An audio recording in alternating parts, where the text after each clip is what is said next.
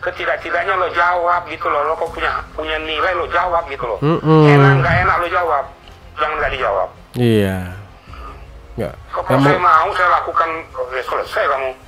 Oh. Daripada Jadi Pak Irjen ini kayak ini ya, memberi ancaman kecil ya. Kalau saya mau, selesai kamu, ya kan? Maksudnya, ya mungkin beres semua ya, mungkin terbuka semua kasusnya gitu kan. Ya bentar lagi juga Ibu NP nyindir-nyindir terus tuh. Kan udah disindir juga tuh di komentar ya kan. Jadi sebelum ke Surabaya, Pak Irjen ini katanya sudah mengundurkan diri ya. Ya seperti yang kita lihat tadi, Pak Irjen ini kan sebelum berangkat ke Surabaya, itu kan sudah komunikasi tuh, udah di WA si Ibu NP-nya, tapi tidak dibales gitu. Nggak dibales-bales. Jadi itulah yang membuat marah. Foto dia ya ini. Aku kirimin foto kita lah istilahnya. Oke. Nah, terus dia bilang gini, makasih sayang, maaf teh aku mabok. Gak apa-apa, sama kok aku mabok juga. Memberikan informasi yang sebenarnya gitu. Apa yang dikatakan DJ Marta saat ini di video ini, dia punya bukti-buktinya juga. Jadi bukan apa ya, berbicara tanpa bukti ya. Tapi inilah faktanya yang bicara. Karena ini tidak masuk dari pertanyaan saya. Kenapa saya bisa jadi di atas meja? Nah, Demi Allah, demi Rasulullah, kafir saya.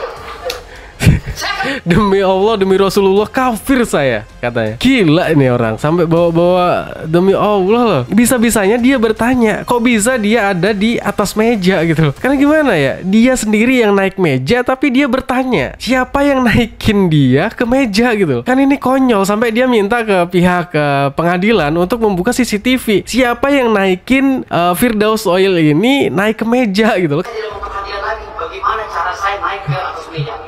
Makanya saya meminta kepada pengadilan negeri Jakarta Utara untuk membuka CCTV. Karena izin dan Ini orang terkocak 2025 ya.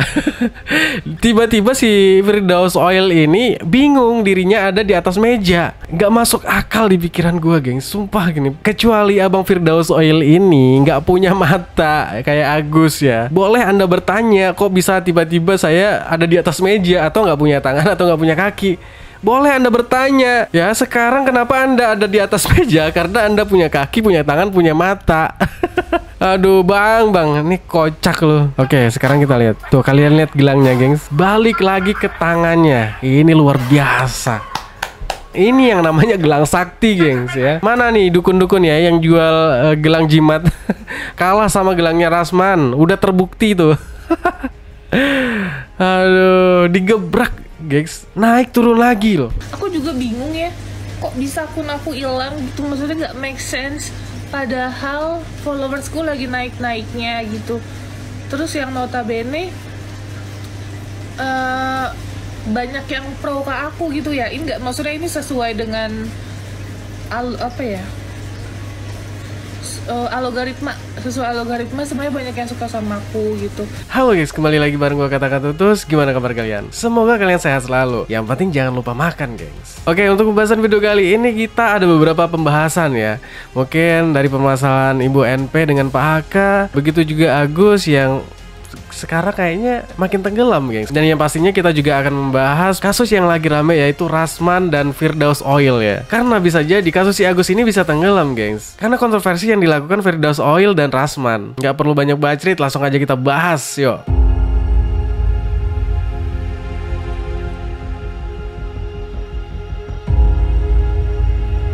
Dan akhir-akhir ini juga banyak kabar yang sangat mengejutkan kita semua ya, gengs. Karena setelah sepulangnya Pak Irjen Ricky Sitohang dari Surabaya, beliau langsung mengundurkan diri, gengs. Alasannya sih katanya sudah melihat bukti-bukti yang dipunya oleh Pak HK gitu loh. Dan dia sudah tahu semua peristiwa yang dialami oleh Ibu NP selama di Surabaya, gengs. Karena Pak Irjen ini tidak mau terlibat terlalu jauh karena kasus ini terlalu dalam gitu ya katanya, akhirnya mengundurkan diri gitu loh. Meskipun ada bantahan juga dari Ibu NP yang katanya Pak Irjen Pol ini mengundurkan diri sebelum berangkat ke Surabaya gitu loh. Tapi berita yang kita dapatkan, Pak Irjen Ricky ini mengundurkan diri setelah ketemu dengan Pak HK ya kan. Jadi di sini saling bantah nih. Ya semakin kesini kan terlihat juga tuh dari pihak Ibu NP kan sudah mulai menyerang-nyerang Pak HK ya. Karena di sini kita lihat juga Pak Irjen ini sendiri juga mengaku sebenarnya tidak mau membuka aib atau menjelek-jelekan mantan kliennya gitu loh.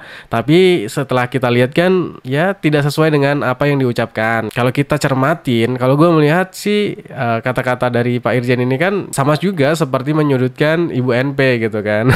Itu urusan mereka lah ya. Oke, kita langsung aja ke videonya Pak Irjen. Saya lihat pada beliau, situasional yang dirasakan ini sedang dalam suatu lingkaran setan. Ini harus dibelah, dipilah agar tidak menjadi jurang bagi dirimu. Itu saya WA itu ya, tapi tidak dijawab. Dibaca, nggak dijawab. Wah, ini nggak benar juga nih, gue dianggap apa gitu kan. Terus saya WA, saya berangkat ke Surabaya pagi ini, nggak jawab juga. Pulang dari Surabaya, ketemu dengan HK, saya sampaikan, saya sudah ketemu dengan HK di Surabaya, saya akan kembali ke Jakarta besok pagi. Semuanya saya sudah lihat sesuai dengan apa fakta realita yang nyata. Saya sampaikan loh, ada WA saya kok masih ada. Nggak dijawab. Nah, giliran saya ngomong tuh. Jadi gue paham sekarang ini. Gue ngerti ya apa yang dimaksud oleh Pak Irjen ini ya. Jadi Pak Irjen ini sebenarnya dari kemarin-kemarin itu ngerasa di apa ya guys, tidak dianggap gitu loh sebagai kuasa hukum gitu. Karena pendapat-pendapatnya itu tidak pernah digubris oleh Ibu NP gitu. Karena yaitu yang seperti kita lihat antara pengacara 1 dan 2 itu tidak sinkron gitu loh, ya kan? Pak Irjen ini pengennya damai-damai aja, Ibu NP ya udah minta maaf aja gitu loh. Tapi ya kuasa hukum yang satunya lagi tidak mau, terus ngelawan pokoknya. Ya menurut teman-teman sebenarnya sepakat yang mana nih? Ya kalau kita melihat gitu loh, tindakan-tindakan yang dilakukan oleh masing-masing kuasa hukum dari Ibu NP ini sendiri, gengs. Ya kuasa hukum yang ono itu pengennya terus melawan, ya kan? Yang sini Pak Irjen ini pengennya minta maaf gitu loh. Gimana menurut kalian? Kalau gua sih melihat gini loh, sekarang Pak HK ini kan kalau kita lihat dia tuh kayak yakin banget gitu punya buktinya gitu loh, ya kan? Kita dengerin klarifikasinya Pak HK itu ya itu meyakinkan banget gitu loh. Karena dia tidak ada sedikit pun takut disomasi sekalipun, malah ditantang suruh ngelaporin gitu. Ya kalau gua sih ya kan udah ketar-ketir gitu loh. Lawan kita kayaknya yakin banget gitu dia punya bukti-bukti yang mungkin video tidak senonoh gitu loh. Kalau gua sih lebih ngikutin saran ya minta maaf aja gitu loh. Jangan ya gengsi-gengsian gitu loh. Karena permasalahan ini kan udah larinya ke masalah pribadi gitu loh. Ya supaya permasalahan ini selesai ya ikutin aja apa maunya dari pihak Pak HK. Dari pihak Pak HK ini kan cuman satu, pengennya cuman si Ibu NP ini minta maaf doang ke media. Udah itu satu aja loh, nggak ada yang lain. Tapi ya itulah dari Ibu NP juga mungkin nggak mau minta maaf dan gengsi mungkin ya. Gue juga nggak ngerti ya. Akhirnya ya sampai panjang seperti ini gitu loh. Artinya dua-duanya sama-sama egois lah. Yang satu punya tujuan tertentu ya kan, nggak tahu tujuan Pak HK itu. Yang awalnya mungkin pengen pansos doang kan, tapi ternyata kok malah semakin dalam gitu loh ya kan. Tapi malah menjadi rumit gitu loh ya kan, dengan di-up-nya chatan-chatan dari Pak HK ya ke Ibu NP ya kan. Ibu NP ini mengupload screenshotan percakapan antara Pak HK dengan Ibu NP yang pengen jumpa lah ya. Nah di situ kan Pak HK juga mengaku itu antara Pak HK dan Ibu NP ini ada panggilan ini loh, apa namanya, spesialnya gitu ya. Ya kalian tahu lah panggilan apa ya kemarin itu. Oke kita lanjut. Saya ngomong tuh kenapa seperti gini ya Bang, lu kenapa lu bertanya sekarang? Tuh. Jadi ketika Pak Irjen ini apa yang saya rasakan ke publik baru dibalasnya chatnya. Sendiri tidak memberikan suatu pendapat atau gaya yang bersambut dengan apa yang saya sampaikan. Yang untuk apa saya perpanjang? Nanti kan kamu akan merasakan nanti apa yang kau lakukan. Selama ini kau anggap apa saya? Bahwa pendapat saya tidak pernah kau jawab sama sekali. Penteng sekali. Kalau mau saya tersinggung sebenarnya gitu loh. Karena saya telepon tapi tidak diangkat. Gua lihat tuh permasalahan Pak Irjen ini selalu sewot soal tidak dianggap gitu loh ya sebagai kuasa hukum. Kenapa gitu? Permasalahan Pak Irjen ini sebenarnya kecewa karena apa yang dilakukan pihak kuasa hukum Ibu NP yang lain itu tidak ada koordinasi dengan beliau ya Pak Irjen gitu. Itu sebenarnya masalahnya. Karena mungkin udah muak ya Pak Irjen ini ya udahlah turun tangan sendiri gitu loh ya. Karena udah mungkin ini udah nggak bener ini di dalam lingkaran setan ini ya kan. Udah nggak dianggap, udah mendingan mundur aja lah ya. Mungkin ya pikirnya seperti itu. Ya karena kita lihat dari kekecewaan Pak Irjen ini ya kayaknya benar-benar kecewa sih. Jadi beliau sendiri juga mengaku ya dia bisa aja ngelakukan apa aja gitu loh. Karena dia udah tahu lah bukti-bukti dari Pak HK ya. Dan itulah yang dia ucapkan di sini ya. Malam saya tuh nggak diangkat. Ini kan ada unsur kesengajaan. Berarti memang benar-benar tidak mempunyai etika baik. Niat baik. Kalau saya bilang keserius, saya tersinggung ya. Saya telepon, saya WA tidak dijawab. Nah giliran saya wawancara ngomong. Langsung muncul ya. Saya bilang tolong sampaikan siapa yang ngomong tuh. Jangan coba-coba mempermainkan saya cari nanti orangnya. Iya. Saya ngomong keras loh tadi. Nah saya buka aja jadi. Tapi seorang yang sudah lama membantu dia, ketidak-tidaknya lo jawab gitu loh. Lo kok punya nilai lo jawab gitu loh. Enak nggak enak lo jawab. Jangan nggak dijawab. Iya. Nggak. Kalau saya mau saya lakukan selesai kamu. Oh. Jadi Pak Irjen ini kayak ini ya, memberi ancaman kecil ya. Kalau saya mau selesai kamu ya kan, maksudnya ya mungkin beres semua ya, mungkin terbuka semua kasusnya gitu kan. Sebenarnya Pak Irjen ini adalah orang yang sudah pegang kartu asnya Ibu NP ya gengs. Ya bentar lagi juga Ibu NP nyindir-nyindir terus tuh. Kan udah disindir juga tuh di komentar ya kan. Kemarin ada tuh si Ibu NP ini komentar ya. Kalau Pak Irjen mengundurkan diri itu sebelum pulang dari Surabaya gitu loh. Jadi sebelum ke Surabaya Pak Irjen ini katanya sudah mengundurkan diri ya. Ya seperti yang kita lihat tadi Pak Irjen ini kan sebelum berangkat ke Surabaya itu kan sudah komunikasi tuh. Udah di WA si Ibu NP-nya tapi tidak dibalas gitu loh. Nggak dibalas-balas. Jadi itulah yang membuat marah. Padahal Pak Irjen ini ke Surabaya itu niatnya baik gitu loh. Kalau bisa masalah ini selesai dengan baik-baik saja ya selesaikan baik-baik saja gitu loh. Tapi mungkin ketika Pak Irjen ini ada rencana ke Surabaya, mungkin Ibu NP ini ada ngerasa wah ngapain pula si bapak ini pergi ke Surabaya mau ketemu Bapak HK. Nanti kan jadi ketahuan bukti-buktinya asik. Ya mungkin seperti itu ya pikiran Ibu NP mungkin gitu loh. Kita sebagai manusia kalau punya aib kan juga takut ya kalau orang-orang tuh tahu gitu. Banyak juga yang mengatakan ya semua orang itu pasti punya aib ya masa lalu ya kan. Kita kalau lihat komentar tuh banyak banget ya komentar-komentar dari pendukung fanatik Ibu NP ya mengatakan ya semua orang punya masa lalu gitu lah ya kan. Lebih baik mantan penjahat daripada mantan orang baik. Yang penting pihak Ibu NP ini merubah diri dengan ikhlas, bukan bagian dari skenario biar terlihat ya sekarang sudah berubah ya, yang dulunya memang pernah masuk klub. Tapi berubahnya itu sejak kapan gitu loh. Dia sering masuk ke klub itu dari kapan berhentinya ya kan, terakhir itu kapan, atau masih hitungan bulan, atau masih dalam tahun 2024 ya kan. Kalau berubah karena case ini, karena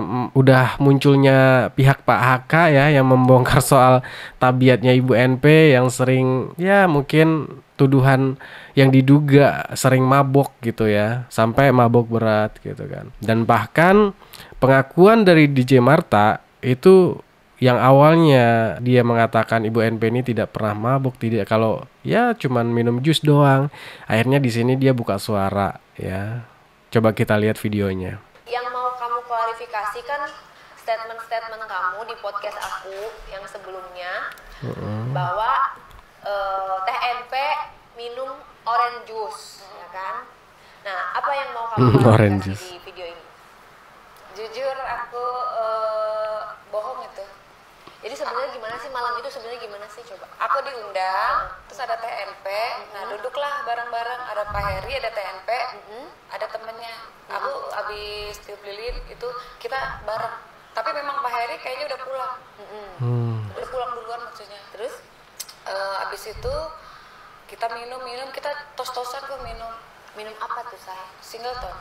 Iya. Waktu itu habis berapa botol? Aku nggak tahu berapa botol tapi banyak. Aku lihat di meja banyak. Banyak tuh, banyak. 2, 3, berapa tuh? Lebih dari 4. Oke, berarti jadi mabuk berat dong sama dia. Aku jujur aku mabuk.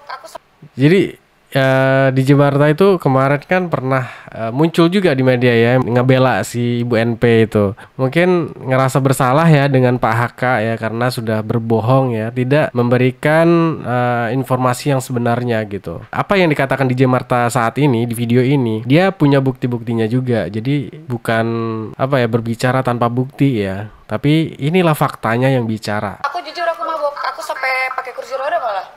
Kalau aku. Terus katanya kamu sempet joget-jogetan juga sama dia. Ya joget di depan kayak berdiri-berdiri, kayak dia tuh kayak mau nyawer-nyawer orang gitu, kayak aku jangan udah gitu, kayak ngejaga lah istilahnya. Oke, gitu. berarti fix dia mabuk ya? Mabuk. Dia juga pas siangnya kan dia kan minta nomor sama aku waktu malamnya itu. Terus dia chat aku, "Beb, ini aku." Oh iya, terus aku kirimin foto dia ya ini. Aku kirimin foto kita lah istilahnya. Nah, terus dia bilang gini, "Makasih sayang, maaf teh aku mabok. Gak apa-apa, sama kok aku mabok juga." Boleh kita spill ya? Boleh.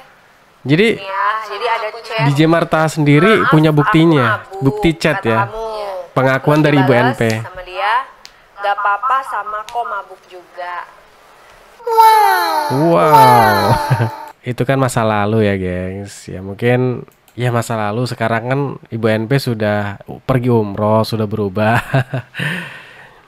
Ya mungkin juga banyak yang bertanya, apakah itu bagian dari skenario biar tidak kehilangan banyak pendukungnya ya kan? Biar pendukung-pendukungnya ini punya senjata ya buat ngebantah serangan-serangan dari netizen yang kontra dengan Ibu NP ini ya kan? Karena yang kita lihat Ibu NP sekarang sudah terlihat baik mungkin ya. Mungkin ya, kenapa sekarang bagi pendukungnya Ibu NP ini menganggap kalau Ibu NP ini sekarang sudah baik karena sudah pergi umroh. Karena banyak juga yang bertanya gitu loh, kok tiba-tiba pergi umroh setelah Pak HK muncul gitu kan. Itu apakah itu bagian dari skenario ya kan, kita juga nggak tahu. Oke, sekarang kita lanjut ke permasalahan kontroversi yang dilakukan oleh Rasman dan Firdaus Oil ya, yang sekarang sudah dipecat dari KAI. Oke, sekarang kita lanjut ke pembahasan selanjutnya, yaitu konflik antara Rasman dengan Bang Hotman Paris ya. Karena kasusnya semakin nggak jelas karena kontroversi dari Firdaus Oil ya guys, yang tiba-tiba naik meja ya ketika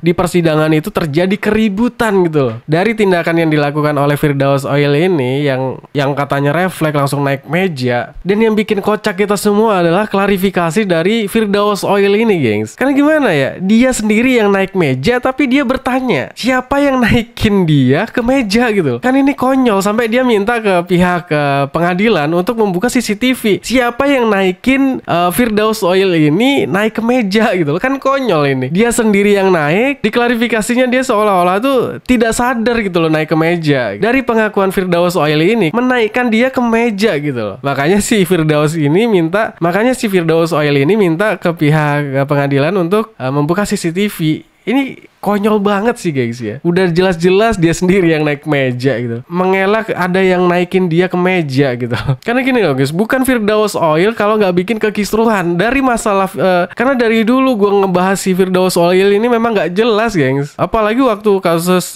pesulap merah ya, udah nggak jelas lagi itu orang ya. Karena Firdaus Oil ini guys, asal kalian tahu ya, profesinya itu banyak banget gitu loh. Dia pengamen iya, pengacara iya, jago taekwondo juga iya gitu. Terus jadi apa lagi ya? Jadi presiden artis iya, ya kan? Pokoknya semua serba bisa. Gila sih. Oke, kita langsung aja ke videonya ya. Yang kalau menurut gua nggak masuk akal. Ini orang karena udah terpojok ya. Jadi ya seperti inilah, ngomongnya udah ngawur ya kemana-mana. Karena ini tidak masuk dari pertanyaan saya. Kenapa saya bisa jadi di atas meja? Nah, Demi Allah, demi Rasulullah, kafir saya. demi Allah, demi Rasulullah kafir saya, katanya. Gila ini orang, sampai bawa-bawa demi Allah loh. Bisa-bisanya dia bertanya, kok bisa dia ada di atas meja gitu. Lu yang naik sendiri kok bertanya pula, ya kan? Aduh, ini bawa-bawa agama untuk membersihkan nama baiknya gitu loh gengs. Ini parah nih orang ya. Saya akan menjadi orang kafir kalau saya bohong. Ya, walaupun basic saya di bela diri. Tuh, bela diri Saya sekarang. Taekwondo dan pencaksilat. Tapi saya nggak tahu cara saya naik bagaimana. Karena itu posisi sempit. Di belakang meja, di belakang kursi, di sananya pengacara semua. Ini yang menjadi pertanyaan saya, mengagitasi pikiran saya. Mana secara tidak sengaja dan spontan saya tiba-tiba sudah ada di atas meja. karena saya gelap mata, entah karena saya terlalu berlebihan ingin membela klien saya berdasarkan kuasa, sehingga saya tidak memperhatikan lagi bagaimana cara saya naik ke atas meja. Makanya saya meminta kepada Pengadilan Negeri Jakarta Utara untuk membuka CCTV. Karena izin Ini orang terkocak 2025 ya. Tiba-tiba si Firdaus Oil ini bingung dirinya ada di atas meja. Gak masuk akal di pikiran gue, geng. Sumpah gini. Kecuali abang Firdaus Oil ini gak punya mata kayak Agus ya. Boleh Anda bertanya, kok bisa tiba-tiba saya ada di atas meja, atau gak punya tangan atau gak punya kaki. Boleh Anda bertanya. Ya, sekarang kenapa Anda ada di atas meja? Karena Anda punya kaki, punya tangan, punya mata. Aduh bang, ini kocak loh. Oke, kita lanjut lagi ke Abang Rasman ya. Ini heboh banget gengs. Karena kenapa? Karena ini video bener-bener bikin kaget kita semua ya. Deddy Corbuzier aja ngelihat video ini terheran-heran gengs, melihat fenomena yang dilakukan oleh Bang Rasman gitu, ketika menggebu-gebu klarifikasi ya. Oke, sekarang kita lihat. Tuh, kalian lihat gelangnya gengs. Balik lagi ke tangannya. Ini luar biasa. Ini yang namanya gelang sakti, gengs ya. Mana nih dukun-dukun ya yang jual gelang jimat? Kalah sama gelangnya Rasman. Udah terbukti tuh. Aduh, digebrak, gengs. Naik turun lagi loh. Gila sih. Kayak Deddy Corbuzier aja ngaku dia nggak bisa gimana triknya, ya. Nggak bisa ngebongkar gimana caranya seperti itu gitu. Maaf Bang Rasman yang lagi ribut sama Hotman, tidak ada maksud apapun, tapi gini ya, saya sebagai seorang mentalis yang pernah juara dunia 2 kali, saya tidak pernah melihat keajaiban atau sulap seperti ini. Gokil Bang Rasman, gokil. Lihat.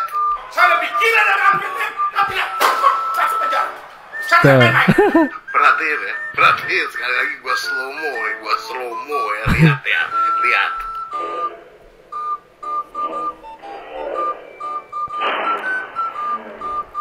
Tuh. Balik lagi ke tangannya gelangnya. Lompat. Balik lagi ke tangan. Celup.